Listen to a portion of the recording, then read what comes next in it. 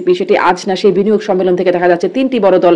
কিসের ভিত্তিতে আসলে তাদেরকে নেওয়া হচ্ছে, বা এখনো যে 4টি দলকে নেওয়া হলো কিসের ভিত্তিতে বিবেচনা করা হচ্ছে যে তারা, বা এনসিপির সমাবেশ হলে সেখানে যেভাবে নিরাপত্তা দেওয়া হচ্ছে, কোটি কোটি টাকা রাষ্ট্র খরচ করছে, এই নিরপেক্ষতার জায়গাটাও সরকার আসলে কিভাবে সামনে আর প্রমাণ করবে, বা তাদের বিরুদ্ধে এই অভিযোগটা কি খুব মানে নির্বাচনের সময় এটি একটা বড় অভিযোগ হয়ে দাঁড়াবে কিনা? না দেখেন, এখানে আসলে প্রথম কথা হচ্ছে যে এই সরকারটি নিরপেক্ষ এটা বলাটা আসলে খুব শিশুসুলভ হবে। কারণ যে সরকারের প্রধান হঠাৎ করে, যেটা কিনা একটা গণঅভ্যুত্থানের পরে একটা সরকার ছিল, আমি স্ট্রংলি মনে করি এই দেশে একটি গণঅভ্যুত্থান হয়েছে।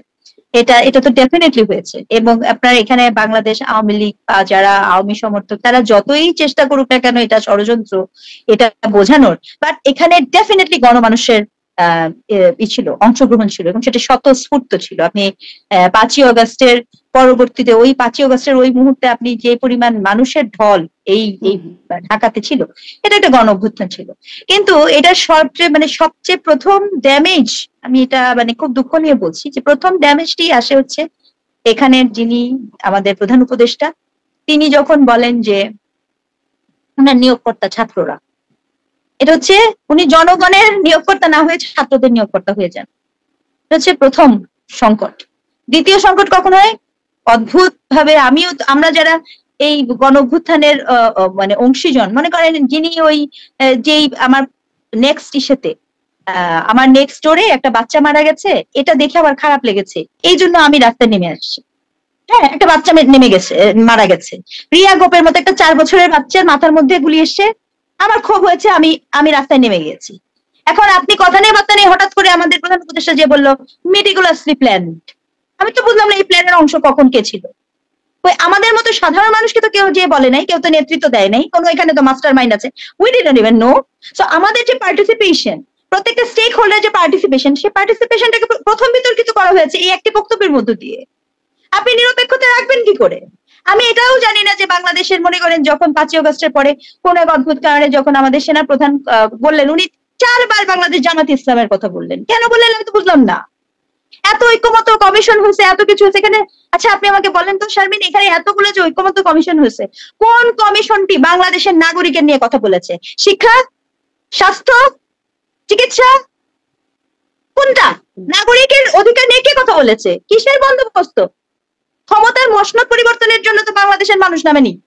বাংলাদেশের মানুষ তো নেমেছিল সিস্টেম পরিবর্তন। আপনি তো সিস্টেম পরিবর্তন করবেন কি করে যদি আপনি নিজেই বলেন, নিজেই দাবি করেন আপনার একটা নিয়োগকর্তা চলে আসছে, আপনি মিটিকুলাসলি প্ল্যানের অংশ, আপনার সারাক্ষণ অমুককে ভাঙতে হবে, তমুককে ভাঙতে হবে, সারাক্ষণ যেই প্রক্রিয়াতে আপনাকে নির্যাতন করা হয়েছে সেই প্রক্রিয়ার দ্বিগুণ নির্যাতনের কৌশল অবলম্বন করতে হবে, ওই প্রক্রিয়ায় মানুষের মুখ বন্ধ করতে হবে। এটি আর যাই হোক, কোনোভাবে তো এটাই হতে পারে না। আপনি বলছেন নিরপেক্ষ থাকার জন্য আগে নিরপেক্ষ বক্তব্য শিখতে হবে। I am very sorry. নিরপেক্ষ থাকার জন্য, নিরপেক্ষতা ধরে রাখার জন্য একটা নিরপেক্ষ বক্তব্য দেয়া রাজনৈতিক দলের যারা থাকেন, যারা আপনার প্রশাসনে থাকেন, প্রশাসনের লোকজনকে, এটা কোনো নিরপেক্ষ বক্তব্য ছিল? একটা প্রধানমন্ত্রী সচিব যখন বলেছিলেন, প্রেস সচিব যখন বলেছেন যে মব গ্রুপ মানে হচ্ছে প্রেসার গ্রুপ, মবক্রেসি নিয়ে যখন সারা দুনিয়া কথা বলছে, তখন আপনি এই কথা বলার মধ্যে দিয়ে মবকে সমর্থন করেননি? এটা নিরপেক্ষতার নমুনা না, এগুলো নিরপেক্ষতার নমুনা না, এগুলো হচ্ছে স্পষ্টত আপনার বায়াসনেস।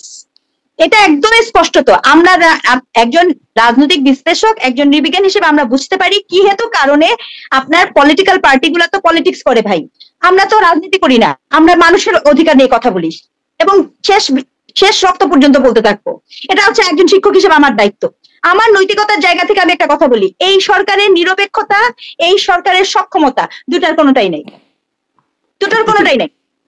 কাজে এই নিরপেক্ষতার সক্ষমতার গল্প করে কোনো লাভ নেই। জি, অনেক ধন্যবাদ ডক্টর স্নিগ্ধা রেজওয়ানা।